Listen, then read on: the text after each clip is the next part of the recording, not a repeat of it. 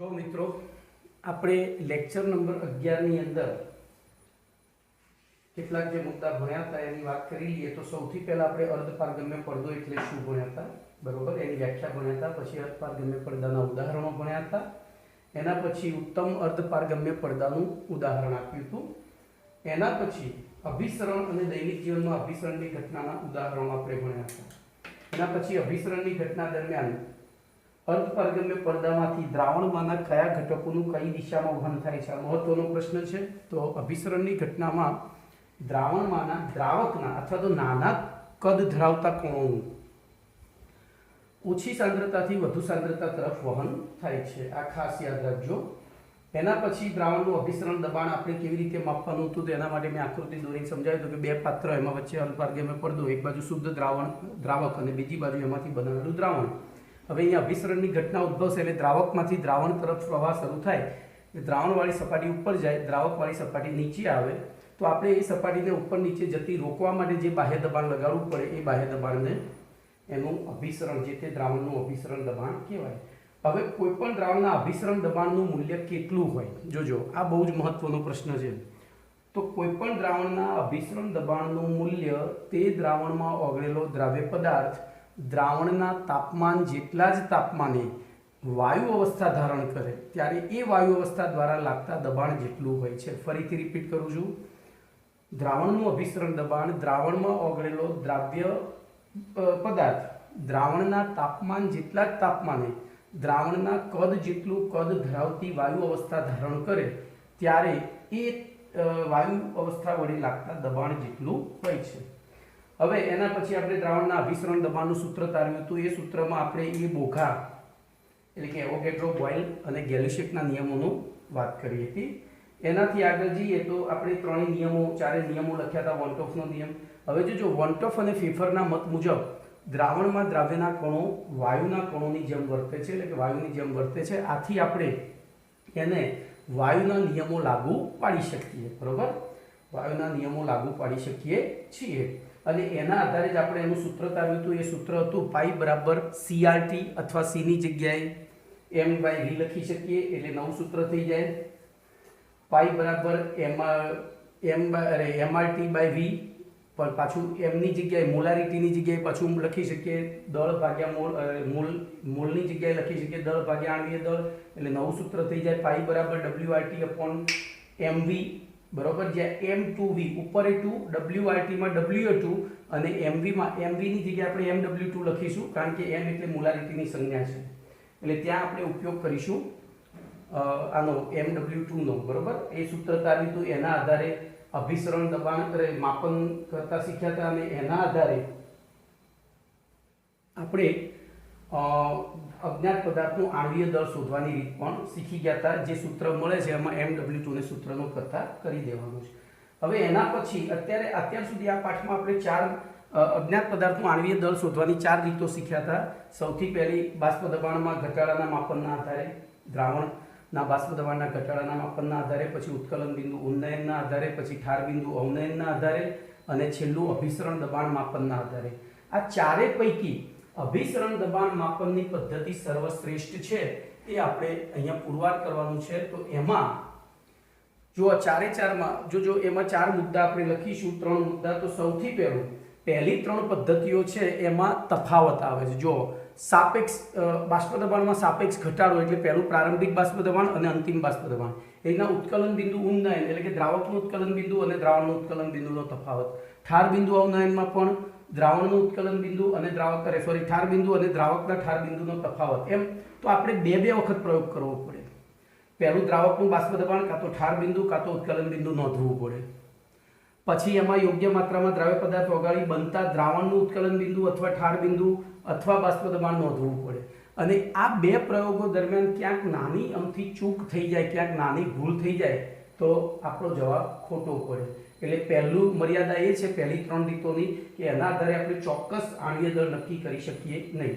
વળી બીજી મર્યાદા એ છે કે ચલો આપણી પાસે કોઈ વિકલ્પ નથી અને આપણે 3 રીતો અપનાવી તો એમાં બાષ્પ દબાણમાં થતા ફેરફારના મૂલ્યો છે, પછી ઠાર બિંદુના ફેરફારમાં થતા મૂલ્યો કે ઉત્કલન બિંદુના ફેરફારમાં થતા મૂલ્યોનો જે તફાવત છે એ 10⁻5 ઘાતની રેન્જમાં હોય છે, એટલે કે 0.00001, અને આટલું ચોકસાઈથી તાપમાનનો કે બાષ્પ દબાણનો ફેરફાર નોંધી શકે એવું બાષ્પ દબાણ એટલે દબાણ નોંધવા માટે મેનોમીટર અને તાપમાન નોંધવા માટે થર્મોમીટર હજુ આપણી પાસે ઉપલબ્ધ નથી, એટલે કે ચોકસાઈપૂર્વક એનું માપન કરી શકાય નહીં. જો ચોકસાઈપૂર્વક માપન ના થાય તો પાછું પરિણામ ખોટું આવે.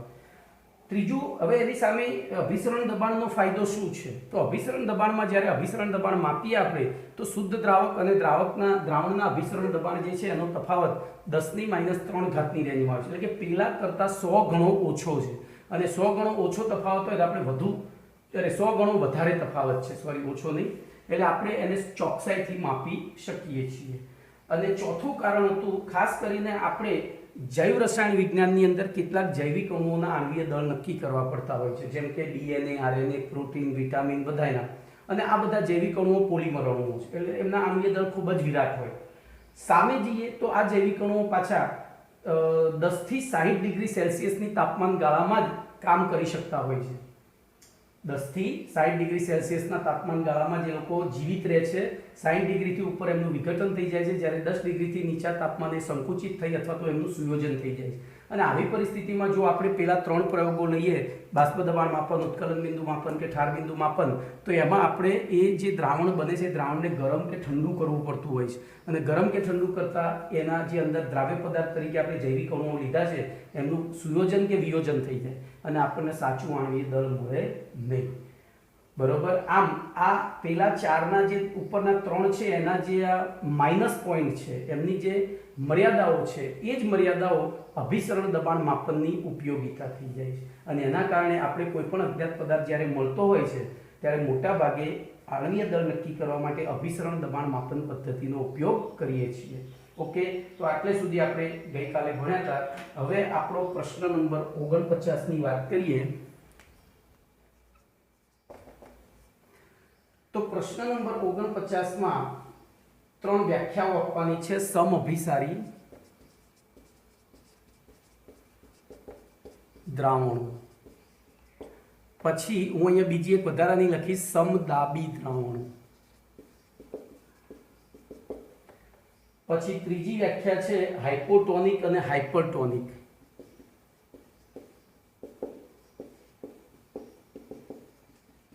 અને હાઇપોટોનિક. આ 4 વ્યાખ્યાઓ આ ચોપડીમાં નથી સમદાબીની, પણ આપણે લખી દઈશું. પેમ્ફલેટમાં મેં લખેલી છે, તમે ચિંતા ના કરશો. તો સૌથી પહેલી સમઅભિસારી શબ્દમાં જ જવાબ છે. બોલો શું થશે વ્યાખ્યા? તો સમાન તાપમાને 2 જુદા જુદા પ્રવાહી દ્રાવણોના અભિસરણ દબાણ સમાન હોય. સમાન તાપમાને 2 જુદા જુદા, હું અહીંયા લખું છું, સમાન તાપમાને 2 જુદા જુદા દ્રાવણોના અભિસરણ દબાણ સમાન હોય તો તેવા દ્રાવણોને એકબીજાના શું કહેવાય? સમઅભિસારી દ્રાવણો કહેવાય. બરોબર. હવે સમદાબી દ્રાવણો જોજો, આમાં પણ આપણે એવું જ વિચારીએ કે ભાઈ આની જેમ વ્યાખ્યા લખી દઈએ, સમાન તાપમાને 2 જુદા જુદા દ્રાવણોના અભિસરણ દબાણ બાષ્પ દબાણ સમાન હોય તો તેવા દ્રાવણોને સમદાબી દ્રાવણો કહે છે. તમે સાચા જ છો, ખોટા નથી. પણ વ્યાખ્યા, નિયમ, સિદ્ધાંત, બરોબર, આ 3 વસ્તુ એવી છે કે જેને આપવા માટે વૈજ્ઞાનિકે પોતાની જિંદગી ખર્ચી નાખી હોય છે. અને એ જે વિધાન આપે એ જ વિધાનનો આપણે ઉપયોગ કરવો ફરજિયાત છે. આપણે એમાં કોઈ મોડિફિકેશન કરી શકીએ નહીં. તમારો અર્થ સાચો થાય છે પણ તેમ છતાં એનું તમે એ વૈજ્ઞાનિકની હત્યા કર્યાનું પાપ લાગે તમને. એટલે ગવર્મેન્ટ્સમાં દરેક દેશમાં એક રૂલ્સ છે કે ભાઈ ટેક્સ્ટબુકની અંદર નિયમ, સિદ્ધાંત, બરોબર, જે આપ્યો હોય એ જ શબ્દોમાં લખવો. હવે અહીંયા બહુ સરસ રીતે આપણે એને રજૂ કરવાનું છે. આટલે સુધી વ્યાખ્યા તો સરખી જ છે. બરોબર. સમાન તાપમાને 2 જુદા જુદા દ્રાવણોના અભિસરણ દબાણ સમાન હોય તો તેવા દ્રાવણોના બાષ્પ દબાણ પણ સમાન હોય છે. હવે બટ ઓબ્વિયસ છે કે અભિસરણ દબાણ સમાન હોય તો શું થાય? એ અભિસરણ દબાણ એ સંખ્યાત્મક ગુણધર્મ છે, બાષ્પ દબાણ એ સંખ્યાત્મક ગુણધર્મ છે. એટલે જો અભિસરણ દબાણ સમાન હોય તો બાષ્પ દબાણ એ સમાન હોય. તો ત્યાં વ્યાખ્યા આપણે એ રીતે લખવાની છે કે જે અથવા તો સમઅભિસારી દ્રાવણોને શોર્ટમાં બતાવવાનું છે, સમઅભિસારી દ્રાવણોને સમદાબી દ્રાવણો કહે છે. કમ્પ્લીટ. સમઅભિસારી દ્રાવણોના બાષ્પ દબાણ સમાન હોય છે, આથી તેમને સમદાબી દ્રાવણો પણ કહે છે. તો જ્યારે સમદાબી દ્રાવણોની વ્યાખ્યા પૂછાય 1 માર્ક્સમાં કે 2 માર્ક્સમાં તો ખાસ ધ્યાન રાખજો. આમાં મોટાભાગના છોકરા ભૂલ કરીને આવે છે, પોતાની મૌલિક ભાષામાં લખીને આવે છે, યાદ હોય એટલે કે ભાઈ સાહેબે શીખવાડ્યું હતું કે ભાઈ પ્રશ્નમાંથી જવાબ શોધો. તો અમુક જગ્યાએ પ્રશ્નમાંથી જવાબ જ્યાં વ્યાખ્યા, નિયમ કે સિદ્ધાંત આવતો હોય ત્યાં ના ચાલે, ત્યાં આપણે એઝ પર ટેક્સ્ટ બુક લખવું પડે. તો લખીશું અહીંયા સમઅભિસારી દ્રાવણોના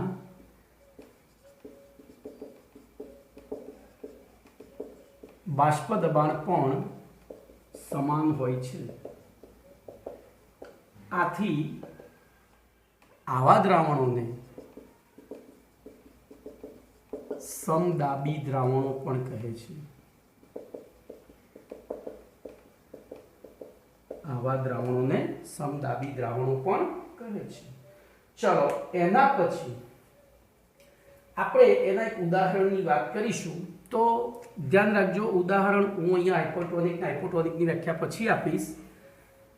જ્યારે કોઈ એક્સિડન્ટ થાય છે, ધ્યાન રાખજો, અને એક્સિડન્ટ થયા પછી વ્યક્તિને લોહી ચડાવવું પડે અથવા તો ગ્લુકોઝ ચડાવવું પડે, તો એ પહેલા આ મારો પર્સનલ એક્સપિરિયન્સ હું તમારી સાથે શેર કરી રહ્યો છું. એ પહેલા સલાઇન વોટર ચડાવવામાં આવે છે. હવે સલાઇન વોટર એટલે શું છે? તો સલાઇન વોટર એટલે 0.9% વેઇટ બાય વેઇટ NaCl નું જલીય દ્રાવણ છે. હવે આવું કરવાનું કારણ શું, પેલું એ સમજી લઈએ. બરોબર. તો આપણા બ્લડની જે દ્રાવણ છે, અંદર શરીરમાં બ્લડ રૂપી દ્રાવણ ફરી રહ્યું છે, એમાં દરેક વ્યક્તિના પ્રકૃતિ મુજબ એ દ્રાવણની સાંદ્રતા થોડી પ્લસ માઇનસ હોઈ શકે. શું હોઈ શકે? પ્લસ માઇનસ હોઈ શકે. બધાની સાંદ્રતા સરખી ના હોય, પણ એ સાંદ્રતા પ્લસ માઇનસ હોવાના કારણે જો સીધું બ્લડ ચડાવવામાં આવે, હવે બ્લડ બીજી વ્યક્તિનું છે, અથવા સીધો ગ્લુકોઝની એમ કે ગ્લુકોઝ ચડાવવામાં આવે તો ગ્લુકોઝની સાંદ્રતા પણ જુદી હોય. તો એ વખતે શું થશે? આપણા રક્તકણોની જે કોષ છે, કોષ દિવાલ છે, એ અર્ધપારગમ્ય પડદો થયો. રક્તકણોનો કોષ દિવાલ છે, અર્ધપારગમ્ય પડદો થયો, અને આ બાજુ સાંદ્રતા વધારે છે ધારો કે, અને આ બાજુ સાંદ્રતા ઓછી છે. એટલે કે આપણે જે અહીંયા બે વસ્તુ વિચારી શકાય. આ વ્યક્તિના બ્લડની સાંદ્રતા છે, તો આ ચઢાવેલા બ્લડ અથવા તો ગ્લુકોઝની સાંદ્રતા છે. એનાથી ઊંધું, જો આ એક્સિડન્ટ થયેલા વ્યક્તિના બ્લડની સાંદ્રતા છે, તો આ ચઢાવેલા ગ્લુકોઝ અથવા તો બ્લડની સાંદ્રતા છે. એવી પરિસ્થિતિમાં અર્ધપારગમ્ય પડદા વડે આ બે જુદી જુદી સાંદ્રતાવાળા દ્રાવણો એકબીજાના સંપર્કમાં આવ્યા તો ત્યાં શું થશે? અભિસરણની ઘટના જોવા મળશે. ઓછી સાંદ્રતાથી વધુ સાંદ્રતા તરફ દ્રાવક એટલે કે પાણી ઘૂસવા મળશે. એટલે બે પોસિબિલિટી થાય. જો વ્યક્તિ આ હોય, વ્યક્તિની પરિસ્થિતિ આ હોય, તો એના રક્તકણો સંકોચાવા માંડે, કારણ કે આમાંથી પાણી આ બાજુ જતું જાય છે, અને રક્તકણો સંકોચાવા માંડે તો એની કાર્યક્ષમતા ઘટી જાય. જો વ્યક્તિ આ હોય તો પેલું બહારથી ચડાવેલું બ્લડ કે ગ્લુકોઝનું પાણી એના રક્તકણોમાં આવે, અને એવી પરિસ્થિતિમાં રક્તકણો ફાટી જાય તો પણ વ્યક્તિનું મૃત્યુ થાય. તો બંને પરિસ્થિતિમાં જો સીધું બ્લડ ચડાવવામાં આવે તો આ પરિસ્થિતિ થાય. બરોબર. 2009 29 ડિસેમ્બરે મારી પોતાની ઉપર થયેલો આ પ્રયોગ છે. મારે એક્સિડન્ટ થયો હતો, તો હું જો કે સભાના અવસ્થામાં હતો, એટલે હું બધું જોઈ શકતો હતો. એક્સિડન્ટ બહુ મેજર હતો, આ બધું ફાટી ગયું. આ પ્લાસ્ટિક સર્જરી છે, અહીંથી આંગળી મોઢામાં જતી હતી, પણ મારી બેરિંગ કેપેસિટી કે ભગવાનની ક્ષમતા ગણો, એ બધું હું જોઈ શકતો હતો. એને સૌથી પહેલાં 108 બોલાવી તો એને સૌથી પહેલાં આવીને મને સલાઈન વોટરની બોટલ ચડાવી દીધી. બરોબર. હું ભાનમાં હતો એટલે મેં એને પૂછ્યું કે ભાઈ સલાઈન વોટર કેમ? બોટલ હું એઝ અ ટીચર મને તો ખ્યાલ હતો, પણ એ વખતે એને મને રીઝન આપ્યું, સાહેબ એને એની રીતે આપ્યું, કારણ કે ટીચર નહોતા કે સાહેબ આ ના ચડાવે તો આવું બધું થાય. મેં કીધું બરોબર છે, હું જાણું જ છું, આ તો ખાલી એક જાણ પૂરતું. કે તો મારો પર્સનલ એક્સપિરિયન્સ, એટલે કોઈ પણ વ્યક્તિને બ્લડ ચડાવવામાં આવે અથવા ગ્લુકોઝ ચડાવવામાં આવે તો એ પહેલાં સલાઈન વોટર ચડાવી દેતા હોય છે, ખાસ કરીને એક્સિડન્ટ કેસમાં. નોર્મલમાં વાંધો ના આવે. એક્સિડન્ટ કેસમાં શું, બ્લીડિંગ થઈ ગયું એટલે ઓલરેડી બ્લડ ઓછું હોય ને એમાંય પછી તમે જો સીધું બ્લડ ચડાવો કે સીધો ગ્લુકોઝ ચડાવો તો આ ઘટના ઝડપથી થાય અને વ્યક્તિનું મૃત્યુ થવાના ચાન્સીસ રહે છે. તો એ પહેલા આ જે 0.9% વેટ બાય વેટ NaCl નું જલીય દ્રાવણ ચડાવીએ તો એ શું છે, આપણા લોહી સાથે સમઅભિસારી છે, આપણા લોહી સાથે સમઅભિસારી છે. એટલે શું કરશે, આ ચડાવ્યા પછી તમે બીજાનું વ્યક્તિનું લોહી કે ગ્લુકોઝ ચડાવશો તો અહીંયા બે, ધારો કે આપણે આ બાજુ વિચારીએ તો લોહી અને સલાઇન વોટર બે છે, તો સલાઇન વોટરમાંથી પાણી આ બાજુ જશે, એટલે કે લોહીના રક્તકણો એમના એમ રહેશે, જીવિત રહેશે, એમને કોઈ અસર નહીં થાય. ધારો કે આ બાજુ વ્યક્તિ છે આપણે, એટલે કે વ્યક્તિના બ્લડની સાંદ્રતા વધારે છે ને એમાં સલાઇન વોટર છે, તો આવતું પાણી સલાઇન વોટરમાં જશે, આમાં નહીં જવા દે, અને બંને પરિસ્થિતિમાં એના રક્તકણોની રક્ષા થાય. તો આ સલાઇન વોટર ખાસ યાદ રાખજો. આ પ્રશ્ન વારંવાર પૂછાયો છે કે માનવ વ્યક્તિના લોહી સાથે નીચેના પૈકી કયું દ્રાવણ સમઅભિસારી છે, બરોબર? તો આ સમઅભિસારી થયું. હવે આના ઉપરથી હું તમને એક MCQ આપું છું, આના ઉપરથી હું એક MCQ આપું છું કે માનવ લોહીને અથવા તો માનવ લોહી જે છે એમાં દ્રાવ્ય કણોનો અણુભાર કેટલો શોધી લાવજો. આના ઉપરથી વિચારવાનું છે. હું તમને લાઈવ લેક્ચરમાં શીખવાડીશ. માનવ લોહીના અંદર રહેલા દ્રાવ્ય કણોનો આણ્વીય દળ શોધવાનું છે, બરોબર? ચલો આપણે આગળ જઈશું. તો એના પછીની બે વ્યાખ્યાઓ હતી હાઇપરટોનિક અને હાઇપોટોનિક. હવે હાઇપર શબ્દ ઉપરથી જ ખબર પડી જાય, હાઇપરટોનિક. ધ્યાન એ રાખજો, હું ઉદાહરણ જ આપું છું. હાલ આપણને ખબર હતી પોઈન્ટ, આમ એકચ્યુઅલી 91% છે, 0.91, પણ આને અવગણી દીધો છે તો 0.9% NaCl weight by weight NaCl એ લોહી સાથે સમઅભિસારી છે, બરોબર? હું અહીંયા ધારો કે 1% W/W NaCl અને 0.8% વેટ બાય વેટ NaCl લો, તો બોલો અહીંયા લોહી જ લઈ લો, માનવ લોહી જ લઈ લો, તો આ બેમાંથી બોલો કોનું અભિસરણ દબાણ વધારે હશે? બટ ઓબ્વિયસ, જેની સાંદ્રતા વધારે હોય વધુ અભિસારી, તો આ વધુ અભિસરણ દબાણ ધરાવે છે. જ્યારે આનું અભિસરણ દબાણ લોહીની સાપેક્ષે કેવું છે? ઓછું. તો જ્યારે આપણે બે દ્રાવણોના અભિસરણ દબાણની તુલના કરતા હોઈએ, બરોબર, તો જેનું અભિસરણ દબાણ વધુ હોય એને, આને કહેવાય હાઇપરટોનિક સોલ્યુશન. જેનું વધુ હોય, આ ઓછું થશે ને એની સાપેક્ષે લોહીનું, તો એને કહેવાય હાઇપોટોનિક સોલ્યુશન, બરોબર? નીચેના ઉદાહરણમાં ઊંધું થઈ જશે, આ થશે હાઇપર, આ થશે હાઇપો. ટૂંકમાં અહીંયા તુલના, બે જુદા જુદા દ્રાવણોની અભિસરણ દબાણની તુલના સમજવા માટે વપરાતા શબ્દો છે હાઇપરટોનિક અને હાઇપો. હાઇપરટોનિક એટલે બે દ્રાવણો પૈકી જેનું અભિસરણ દબાણ વધારે છે તે. હાઇપોટોનિક એટલે જેનું અભિસરણ દબાણ ઓછું છે તે. બોલો ક્લિયર? આ બધી વ્યાખ્યાઓ છે. ચલો અહીંયા એક પ્રશ્ન પૂરો થઈ ગયો છે. જોજો અહીંયા મેં એક દાખલો આપેલો છે ઓલરેડી. N23 પ્રોટીનના 200 સેન્ટીમીટર ઘન જલીય દ્રાવણમાં 1.26 ગ્રામ પ્રોટીન દ્રાવ્ય થયેલું છે. જો 300 કેલ્વિન તાપમાને આ દ્રાવણનું અભિસરણ દબાણ 2.57 × 10⁻³ હોય તો પ્રોટીનનું આણ્વીય દળ શોધો. બરોબર, પ્રોટીનનું આણ્વીય દળ શોધો. મેં તમને લોહી માટે આપ્યું હતું, એ જ વસ્તુ અહીંયા પ્રોટીન માટે છે. તો આપણે લોહી માટે પણ વિચારવાનું છે. લોહી માટે મેં એટલું જ તમારે ધ્યાનમાં રાખવાનું કે 0.9% વેટ બાય વેટ NaCl સાથે સમઅભિસારી છે, બસ આટલું યાદ રાખજો. ચલો એના પછી આપણે જોઈએ દૈનિક જીવનમાં જોવા મળતી અભિસરણની ઘટનાઓ. તો ઘણી બધી ઘટનાઓ છે. હવે આ પ્રશ્નને તમારે ગોખવો પડશે. કેમ? તો જ્યાં ઘણી બધી ઘટનાઓ હોય જીવનમાં, કે 4-5 ઘટનાઓમાં તો અભિસરણ જોવા મળતું નથી, ઘણી લાખો ઘટનાઓમાં જોવા મળે, અને એમાંથી આપણી ચોપડીમાં 2-4 ઉદાહરણ જ આપ્યા હોય, તો એવી પરિસ્થિતિમાં આપણે જો કોઈ બહારનું ઉદાહરણ લખીએ અને પેપર ચેક કરવાવાળા સાહેબને જો યાદ ન હોય, એ જાણતા ના હોય, તો એ ખોટું આપી શકે છે. એટલે આવા પ્રશ્નો જેમાં ઉપયોગો, ધ્યાન રાખજો, ઉપયોગો, ગુણધર્મો અને ઉદાહરણ આવતા હોય, બરોબર, ઉદાહરણ આવતા હોય, તો એમાં ખાસ કરીને ચોપડીના ઉદાહરણો સમજ્યા વિચાર્યા વગર ગોખી મારવા, એટલે કે SVGM કમ્પ્લીટ. તો અહીંયા હું હવે એમાં જોઈને જ, આમ તો અડધા તો આવી ગયા છે, તો આપણે જોઈએ સૌથી પહેલા કાચી કેરીને મીઠાના દ્રાવણમાં પાણીમાં મૂકી દઈએ, બોલો શું થશે? હવે તમે વિચારો, તમારી પાસે પેમ્પલેટ છે પણ આપણે જોવાનું નથી, ખાલી વિચારવાનું કે કાચી કેરી છે, હું અહીંયા એક પાત્રમાં મીઠાનું પાણી લઉં અને કાચી કેરી મૂકી દઉં, બોલો શું થશે? તો મીઠાના પાણીની સાંદ્રતા વધારે છે, તો એવી પરિસ્થિતિમાં અંદરથી પાણી બહાર નીકળી જશે અને કેરી સંકોચાઈ જશે. તો આ વસ્તુ આપણે જન્મ્યા આપણે સમજણા થયા ત્યારથી આપણા ઘરમાં જોતા આવ્યા છે. આ તો અત્યારે લોકડાઉન છે, બાકી મોટાભાગના ઘરના અંદર આ પ્રયોગ ચાલુ હોય. આપણી મમ્મી અથાણું બનાવે છે તો શું કરે? તો પહેલા બજારમાંથી કેરી લાવે, એના પીસીસ કરી અને મીઠાના પાણીમાં બોળી, હળદરને મીઠાના પાણીમાં બોળી રાખે અને પછી સૂકવી દે.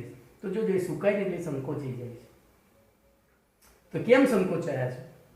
હળદર મીઠાના પાણીમાં બોળી રાખીએ તોય સંકોચાઈ જાય, પણ શું થાય, લાંબો સમય રહેવાથી ફૂગ આવી જાય એટલે આપણે થોડો મમ્મી 2 કલાક કે 4 કલાક એને રાખી પછી ખાટલાની અંદર કે ચાદર પાથરીને એની અંદર એક એક પીસ છૂટો, અને એ પીસ બહુ સ્વાદિષ્ટ લાગે, બરોબર? મને તો બહુ ભાવતો હતો, હવે આ તો ચાલે છે, નથી ખાતો, ખટાશ ઓછી કરી દીધી. તો વિચારો તમે, તો આ ઘટના આપણા દૈનિક જીવનની થઈ ગઈ. એવી રીતે આપણા ઘરે જો આપણે ફૂલદાની રાખતા હોઈએ અને ફૂલદાનીમાં ખાલી ફૂલ મૂકીએ તો બપોર પડતા પડતા ફૂલ મુરઝાઈ જાય, પણ જો એ ફૂલદાનીમાં પાણી ભરેલું હોય તો એ ફૂલ સાંજ સુધી તરોતાજા રહે છે, એ પણ અભિસરણ છે. એવી રીતે શાકભાજી, ખાસ કરીને ગાજર, તો ગાજરને ખુલ્લામાં મૂકીએ તો વાત જોજો, ખુલ્લું કોઈ પણ ફ્રૂટ, કોઈ પણ શાકભાજી એ ખુલ્લામાં પડી રહે તો શું થાય છે? કેમ સુકાય છે? ઇવન રાત્રે પણ સૂર્યપ્રકાશ ના આવતો હોય તો એ સુકાઈ જાય. કેમ? તો આપણા વાતાવરણની અંદર ભેજ છે અને ભેજ ત્યાં દ્રાવ્ય તરીકે છે, ત્યાં એની સાંદ્રતા ઓછી છે, એટલે અંદરથી શું થશે? પાણી બહાર આવશે. ખબર પડી? અંદરથી પાણી બહાર આવશે. અંદર સાંદ્રતા વધારે છે એટલે પાણી, જોજો અહીંયા કોન્ટ્રોવર્સિયલ હું બોલી રહ્યો છું. બહાર સાંદ્રતા ઓછી છે, અંદર સાંદ્રતા વધારે છે. બહાર સાંદ્રતા શેની ઓછી? એટલે દ્રાવકની, ભેજની સાંદ્રતા ઓછી છે એટલે દ્રાવક જ આમાં વહન પામે છે. તો દ્રાવક જ્યાં ઓછું હોય એની બાજુ વહન થાય. હવે દ્રાવક ઓછું હોય એટલે પેલી સાંદ્રતા કેવી થઈ ગઈ? વધી ગઈ, કમ્પ્લીટ. તો અહીંયા વિવિધ શાકભાજી પણ ખુલ્લા પડ્યા રહે તો મુરઝાઈ જાય છે. આથી જો એને પાણીમાં રાખવામાં આવે, મુરઝાઈ ગયેલું હોય તો પાણી મૂકો તો ફરીથી પાછું, એટલે જોજો શાકભાજીવાળા ઉનાળા નહીં સિઝનમાં એમની લારીમાં સતત પાણી છાંટ્યા કરતા હોય છે, નહીંતર એ મુરઝાઈ જાય. એના પછી જે માણસો વધુ પડતા મીઠાવાળો ખોરાક ખાતા હોય, બોલો વધુ પડતા મીઠાવાળો એટલે આપણને ખબર છે કે આપણા શરીર માટે કેટલા ટકા મીઠું યોગ્ય છે? તો 0.9% વેટ બાય વેટ. પણ એનાથી વધારે ખાતા હોય તો શું થાય? આપણા શરીરનું જે ફ્લુઇડ છે એ પાણી કરતાં લોહીની સાપેક્ષે કેવું થઈ ગયું? હાઇપરટોનિક. અને હાઇપરટોનિક થયું તો બ્લડના કણો શું થશે? બ્લડમાં રહેલા પાણીના કણો બહાર થઈ જશે અને બ્લડ ઘાટું જાડું થતું જશે, બરોબર? એટલે આવી પરિસ્થિતિમાં આવા રક્તકણો અભિસરણના કારણે શરીરના પાણીનું વધુ મીઠાવાળો ખોરાક છે, એટલે વધુ મીઠાવાળો એટલે કે સાંદ્રતા વધુ છે, એટલે શું થશે? તો રક્તકણમાં દ્રાવણની સાંદ્રતામાં વધારો થાય. કેમ? તો પાણી બહાર જતું જાય એટલે લોહી ઘાટું થતું જાય, અને લોહી ઘાટું થતું જાય તો આવી પરિસ્થિતિમાં એ પાણીનું શોષણ કરી, આવા રક્તકણો અભિસરણના કારણે પાણીનું શોષણ કરી અને ફૂલી જાય. અંદર પાણી ટકાવી રાખવા માટે પોતે શોષણ કરે અને ફૂલી જાય. ફૂલી જાય એટલે એડેમા, સોજો આવે કહેવાય. કોનીમાં? એડેમા, એનો એ રોગ છે, એનું નામ છે. પછી આપણે કોઈ પણ છોડ વાવીએ છીએ તો એ છોડ, બોલો શું કરે? જમીનમાંથી પાણી છે ટોચ સુધી પહોંચાડે છે, તો એ પણ અભિસરણની ઘટનાને આભારી છે. પછી માંસને લાંબો સમય સાચવી રાખવું હોય, માંસ જેવી રીતે આપણે કેરીને સાચવી રાખવા માટે મીઠું નાખ્યું હતું, એમ માંસને પણ લાંબો સમય સાચવી રાખવો હોય તો મીઠાના દ્રાવણનો, અને ફળોને લાંબા સમય સાચવી રાખવા હોય તો ખાંડના દ્રાવણમાં એનો મુરબ્બો કહીએ છીએ આપણે, એ મુરબ્બો કહીએ છીએ, બરોબર? તો એમાં ડુબાડી રાખવામાં આવે છે અને એના કારણે અભિસરણના કારણે ફળમાં રહેલું પાણી બહાર આવી જાય, અથવા મીઠાના પાણીમાં રાખેલું માંસ છે એનું પાણી બહાર આવી જાય અને માંસ લાંબો સમય સુધી સચવાયેલું રહે છે. તો આ થયા આપણી દૈનિક જીવનમાં અભિસરણના અસરો અથવા એના ઉદાહરણો. હવે એના પછીની થિયરી ભણવાની છે આપણે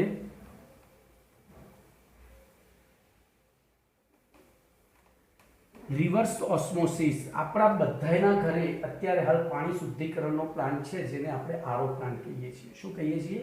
આરો પ્લાન્ટ, રિવર્સ ઓસ્મોસિસ. હવે આ રિવર્સ ઓસ્મોસિસ પ્લાન્ટ જે છે એનો આપણે ઉપયોગ કરવાનો છે.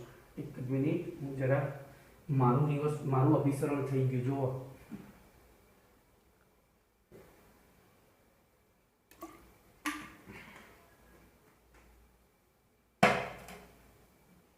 તો આપણા ઘરે જે આરો પ્લાન્ટ છે કઈ રીતે કાર્ય કરે છે એને હું એક સામાન્ય ડાયાગ્રામ દ્વારા તમને સમજાવીશ.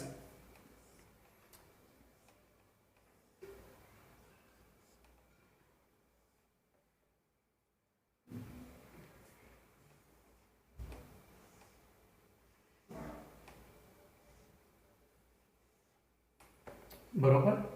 હવે આ ઇનલેટ છે, એટલે કે અહીંથી ક્ષારવાળું પાણી આવે છે, અશુદ્ધ પાણી નહીં હોય. જો કે અશુદ્ધ પાણી પણ જાય, વચ્ચે અર્ધપારગમ્ય પડદો હોય, અપાપો. બરોબર. હવે જોજો, અહીંયા આ ક્ષારવાળું પાણી છે એટલે એનું, અને અહીંયા શુદ્ધ પાણી છે. આપણે એવું વિચારીએ, અહીંયા ક્ષારનું જલીય દ્રાવણ. બોલો સાંદ્રતા કઈ જગ્યાએ વધારે છે? તો અહીંયા સાંદ્રતા ઓછી, અહીંયા સાંદ્રતા વધુ. તો અભિસરણ થાય તો શું થાય? અભિસરણને ઇંગ્લિશમાં ઓસ્મોસિસ કહેવાય. અભિસરણ થાય તો શું થાય?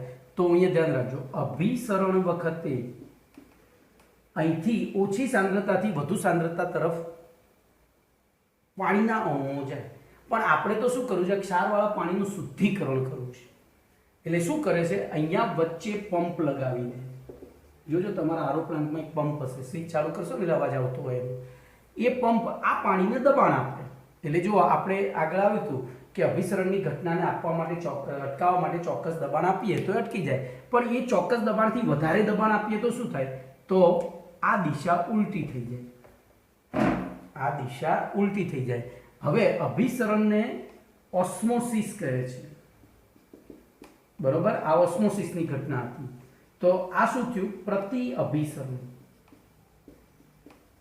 અથવા તો પ્રતિ પરાસરણ પણ કહે છે. યાદ રાખજો, ઘણી જગ્યાએ આ શબ્દ આવે છે. અભિસરણની જગ્યાએ પ્રતિ પરાસરણ, એને કહેવાય રિવર્સ ઓસ્મોસિસ. બરોબર, જેને આપણે ટૂંકમાં આરઓ કહીએ છીએ. આરઓ, આપણા ઘરે આરઓ મશીન છે. બરોબર. તો અહીંથી વધુ દબાણ આપવામાં આવે એટલે શું થાય? અહીંથી પાણીના કણો જ બહાર આવે. એ પાણીના કણો અહીં થઈને, જેને આપણે આપણી વોટર ટેન્ક હોય છે આરો પ્લાન્ટમાં, એમાં જમા થતું હોય છે. બોલો, આ થઈ તમારા રિવર્સ ઓસ્મોસિસની. હવે અહીંયા જે વચ્ચે વાત કરી અર્ધપારગમ્ય પડદો, એ સેલ્યુલોઝ ડાયએસિટેટ રેસાઓનો બનેલો હોય છે. તમારે જોજો એની અંદર ઓપન આરો પ્લાન્ટ હશે તો અંદર ફિલ્ટરની અંદર પછી અંદર મેમ્બ્રેન હોય. એ મેમ્બ્રેનમાં જાળી હોય ને એની અંદર સેલ્યુલોઝ એસિટેટ રેસા ભરેલા. એમાં વચ્ચેથી પાણી પ્રેશરથી જતું હોય. એની રચના હું તમને સમજાવું તો આ રીતની છે આપણા આરો પ્લાન્ટની. આ તો મેં ડાયાગ્રામ દોર્યો તો, રેખાચિત્ર હતું. હવે એની વાસ્તવિક વસ્તુ બતાવું તો આ રીતે છે. એક આવું સિલિન્ડર હોય, બરોબર. એ સિલિન્ડરમાં અહીંથી એક ઇનલેટ હોય,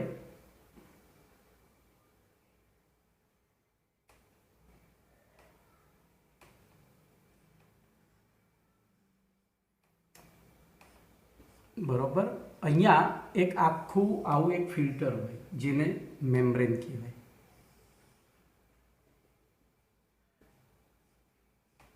બરોબર. અહીંયા વન વે પંપ હોય, એટલે વન વે વાલ્વ હોય. One way valve. અહીંયા પંપ હોય, અહીંથી ક્ષારીય પાણી આવતું હોય. બરોબર. આ આખી આમ પાઇપલાઇન જોઈ, પણ આ પાઇપલાઇનની અંદર છિદ્રો, એકદમ જાળીદાર પાઇપલાઇન હોય કમ્પ્લીટ, અને એની ફરતે આ જે છે એનું આખું એક લેયર લગાવેલું હોય. આ છે અપાપો, એટલે કે અર્ધપારગમ્ય પડદો. શેનો બનેલો? તો સેલ્યુલોઝ એસિટેટ રેસા. સેલ્યુલોઝ એસિટેટનો બનેલો. હવે જોજો અહીંયા પંપ છે ને એ આ પાણીને આગળ જતું રોકી રાખે, અમુક ચોક્કસ દબાણથી વધુ દબાણે જ જવા દે. એટલે શું થાય, અહીંથી જે પંપ દબાણ પેદા કરે છે આને રોકી રાખ્યું એટલે અંદરથી ફક્ત આ છિદ્રોમાં થઈને આ અર્ધપારગમ્ય પડદામાં થઈ અને પાણી જ શુદ્ધ પાણી બહાર આવે અને અહીંયા રાખેલી પાઇપ દ્વારા એ આપણી ટેન્કમાં જમા થાય અને પછી અમુક પ્રેશર પછી અહીંથી જોજો અહીંયા મેન્ટેન કરેલું હોય છે એટલે મોટા લગભગ 60% જેટલું પાણી આ બાજુ જાય અને 40% પાણી જે અહીંયા આવે. એટલે તમે 1 લીટર પાણીનું શુદ્ધિકરણ કરો આરઓ પ્લાન્ટ વડે તો 600 ml વેસ્ટ વોટર નીકળે, બરોબર, વેસ્ટ વોટર નીકળે અને 40 ml જેટલું શુદ્ધ પાણી એટલે 400 ml શુદ્ધ પાણી નીકળે છે. એ તો તમે જુઓ જ છો દૈનિક જીવનમાં, એટલે આપણે એમાં બહુ કોઈ ચર્ચા કરવાની રહેતી નથી. એટલે આ એક વાંચવાની થિયરી છે, આમાં બીજું કશું છે જ નહીં. ચલો એના પછી એક દાખલો છે 1,85,000 ગ્રામ પર મોલ આણ્વીય દળ ધરાવતા પોલિમર પદાર્થના 1 ગ્રામ દળને 37°C તાપમાને 450 મિલીલીટર પાણીમાં ઓગળતા બનતા દ્રાવણનું અભિસરણ દબાણ પાસ્કલ એકમમાં શોધો. તો અહીંયા યાદ રાખજો એક વાતાવરણ અથવા 1 બાર એટલે 10⁵ પાસ્કલ છે. આ દાખલો તમારે જાતે ગણવાનો છે. હવે વાત કરીશું દ્રાવ્ય પદાર્થનું વિયોજન અને સુયોજન. ધ્યાન અહીંયા રાખજો, હું એનું ઉદાહરણ લઈશ એટલે તમને ખ્યાલ આવશે. બહુ સહેલી થિયરી છે, કશું છે નહીં. પહેલી વાત કરીશું આપણે વિયોજન અને પછી કરીશું સુયોજન. બોલો, હું NaCl ને પાણીમાં ઓગાળું, હું તમને ખ્યાલ આવે એટલે આ રીતે લખીશ.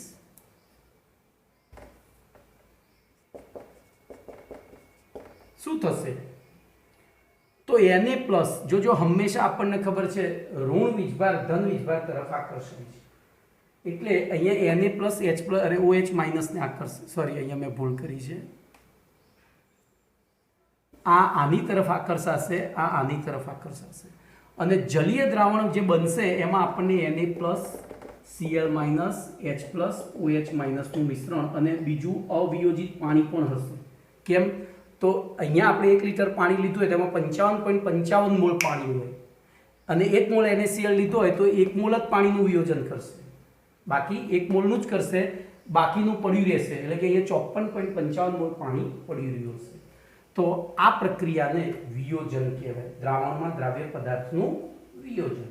એમાં કંઈ આપણે વધારે કંઈ કરવાનું હોતું નથી. એનાથી ઉલટું સુયોજન જોઈએ, પછી હું તમને ટેક્સ્ટબુક પ્રમાણે સમજાવું છું. તો ખાસ કરીને એસિડ, જોજો એસિડનું બંધારણ આવું હોય છે, કાર્બોક્સિલિક એસિડ. એને તમે પાણીમાં ઓગાળો છો એટલે શું થાય, બોલો? આની વચ્ચે H1 રચાયું એટલે અહીંથી આ વિયોજન થયું. તો પાણીમાં ઓગાળો ત્યારે RCOO- H+, બરોબર, અહીંથી પછી પાણીમાંથી H+ અને OH- છૂટું પડે. પાણીમાં ઓગાળો તો પાણી એટલે ધ્રુવીય દ્રાવકમાં, ટૂંકમાં અહીંયા +- હોય તો એનું વિયોજન થાય. અહીંયા +- આયન હોય, હું M+ અને X- લઈ લઉં તો જો દ્રાવક ધ્રુવીય હોય તો એસિડનું આયનીકરણ થાય એટલે કે વિયોજન થાય. તો શું થાય? વિયોજન. પણ જો આપણે એને અધ્રુવીય દ્રાવક જેવા કે બેન્ઝીન, કેરોસીન, ઇથર વગેરેમાં ઓગાળીએ તો શું થાય? તો ઓગળ્યો છે, કોઈ પણ પદાર્થ ઓગળે એટલે આપણને ખબર છે દ્રાવણ બનાવે ત્યારે કેટલું કદ ધારણ કરે? તો 1 નેનોમીટરથી ઓછું કદ ધારણ કરે, 1 નેનોમીટરથી ઓછું કદ ધારણ કરે. અને એવી પરિસ્થિતિમાં એ કણો મુક્ત અસ્તિત્વ ધારણ કરી શકે નહીં. અને મુક્ત અસ્તિત્વ ધારણ ના કરી શકે એટલે શું થશે? આ રીતે અહીંથી આની વચ્ચે 2 અણુ વચ્ચે, એસિડના અને એસિડના 2 અણુ વચ્ચે આ રીતે H બંધ રચાશે અને એકબીજા સાથે જોડાઈ અને આને દ્વિઆણવીય સુયોજન કહેવાય. એકબીજા સાથે જોડાઈને એક મોટો અણુ બનાવશે.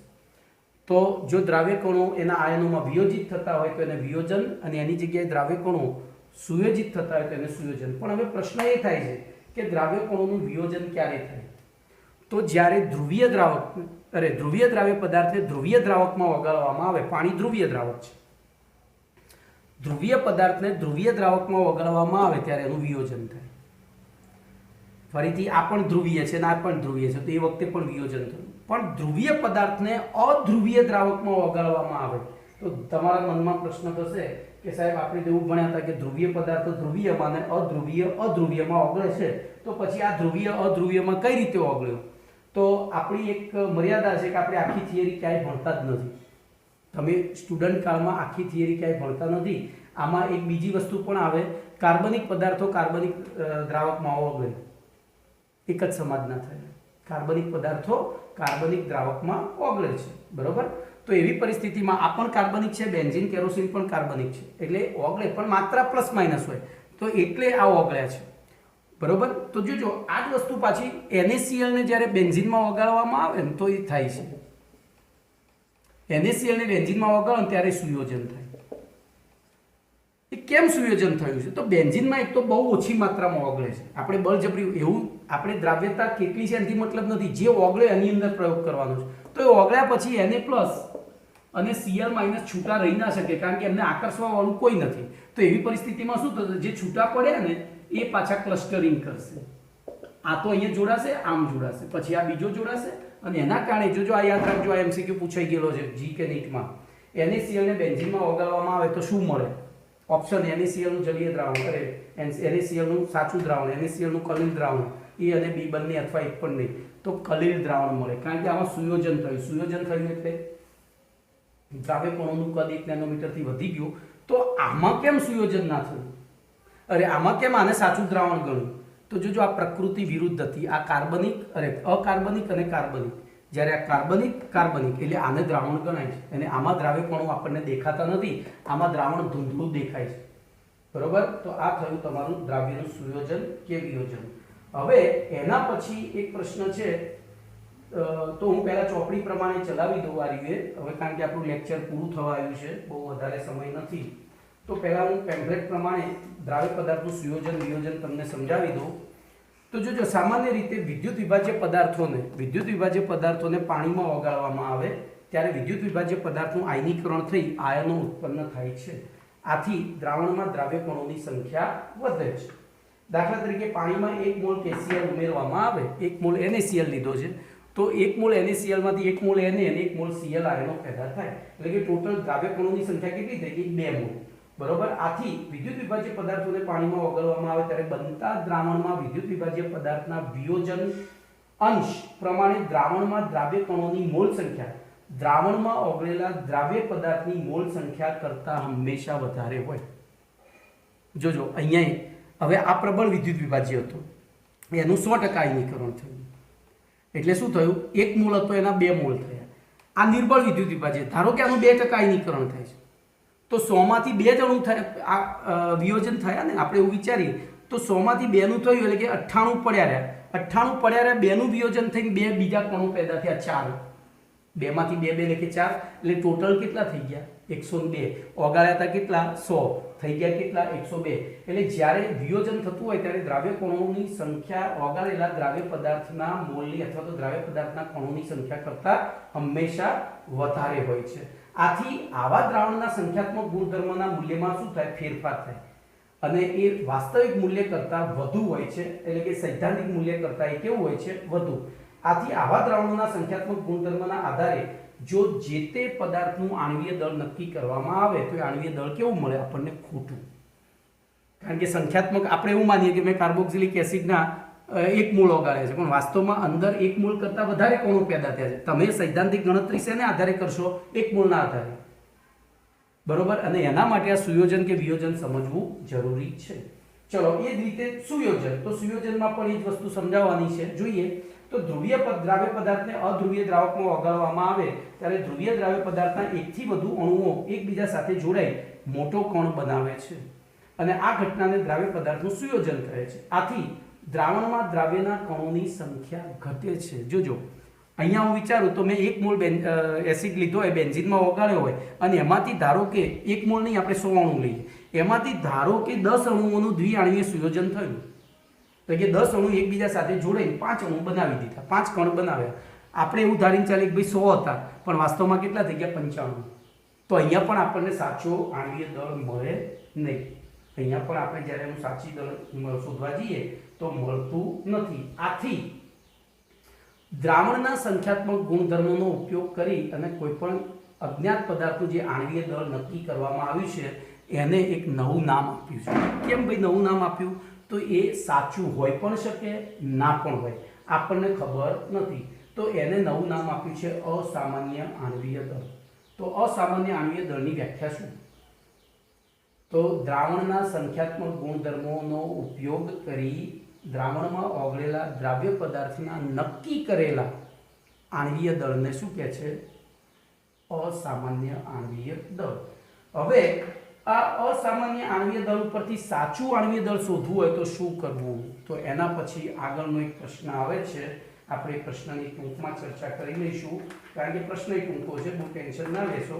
બીજું ડિટેલમાં કાલે જઈશું. બરોબર? તમારો પાઠ અહીંયા લગભગ 98% પાઠ પૂરો થઈ ગયો છે. 2 જ પ્રશ્નો બાકી છે, એટલે કાલે 13મા લેક્ચરની અંદર હું આ પૂરું કરી અને પછી દાખલા બધા જ ગણાવી દઈશ, એટલે તમારે શું કોઈ ટેન્શન રહે જ નહીં.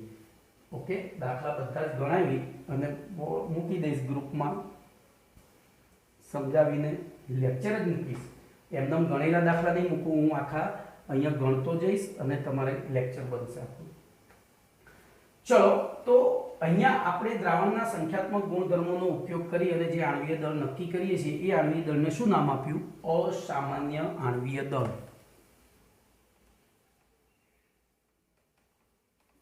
તો ફરીથી એક કામ કરીએ, નવું નથી ચાલુ કરવું, આ છેલ્લો આર્ટિકલ છે એનું રિવિઝન કરી નાખીએ. બોલો, દ્રાવણમાં દ્રાવ્ય પદાર્થનું વિયોજન એટલે શું? તો ધ્રુવીય પદાર્થને ધ્રુવીય દ્રાવકમાં ઓગાળવામાં આવે ત્યારે શું થાય? એ ધ્રુવીય પદાર્થના કેટલાક અણુઓનું વિયોજન થાય છે. હવે કેટલા અણુનું વિયોજન થશે એ એની વિદ્યુત વિભાજીય પ્રબળતા ઉપર આધાર રાખે. જો પ્રબળ વિદ્યુત વિભાજ્ય હોય તો 11મું ધોરણ 7મો પાઠ આપણે ભણી ગયા છીએ, એનું 100% આયનીકરણ થાય. તો 100% આયનીકરણ થાય તો NaCl પ્રબળ વિદ્યુત વિભાજ્ય છે. બરોબર? એને H2O માં ઓગાળીએ તો Na+Cl-. આના ધારો કે 100 અણુ હોય તો 100 આના અને 100 આના, એટલે કે ટોટલ કેટલા થઈ ગયા? 200 અણુ આપણને મળશે. ત્યાં 200 કણ મળશે, અણુ નહીં કહેવાય. બરોબર?